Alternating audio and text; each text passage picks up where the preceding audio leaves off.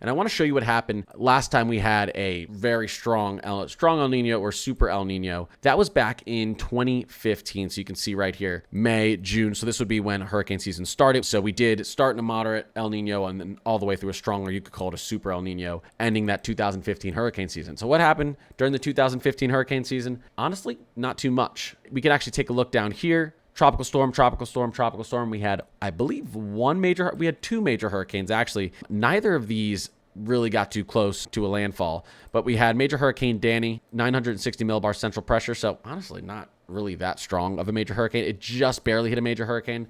Max sustained winds, 110 knots. And then we also had, honestly, I'm going to pronounce this wrong, but 931 millibar central pressure. That's pretty decent. 135 knot winds. So that was pretty decent. But where was this one? So that is 11. That was right out here. Actually, that actually went through the Bahamas there. Not too far offshore, but you could see for the most part, it was a pretty inactive season.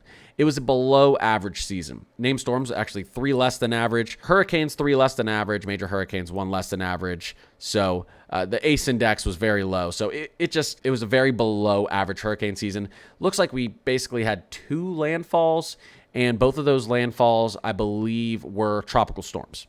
So quiet season. This was the last time we were in a moderate to strong El Nino during hurricane season. And this is kind of what we would expect this year. Our waters out here are very, very warm. They're above average, and that's the main fuel for a hurricane. So if we get something early on in the season, because we're not fully in an El Nino yet. I mean, we have El Nino conditions out there in the Pacific, but we haven't fully transitioned into that kind of El Nino pattern across the Western Atlantic Basin. If we get something developing early on in the season close to home, it is possible for rapid intensification, and suddenly now we're looking at a strong, it's a major hurricane landfall. But if we have a slow start to the season, we're not getting a lot of development out here June into July, I think we're going to be looking pretty good as we get into the middle and towards the end of hurricane season, just because, again, we're expecting a lot of shear across this region as these waters especially the eastern equatorial Pacific continue to warm.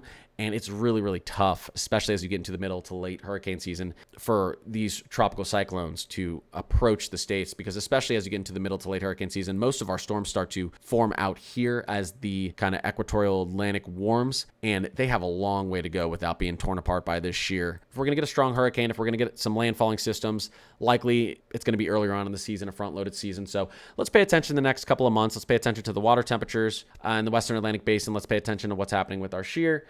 But overall, expect it to be a below average hurricane season.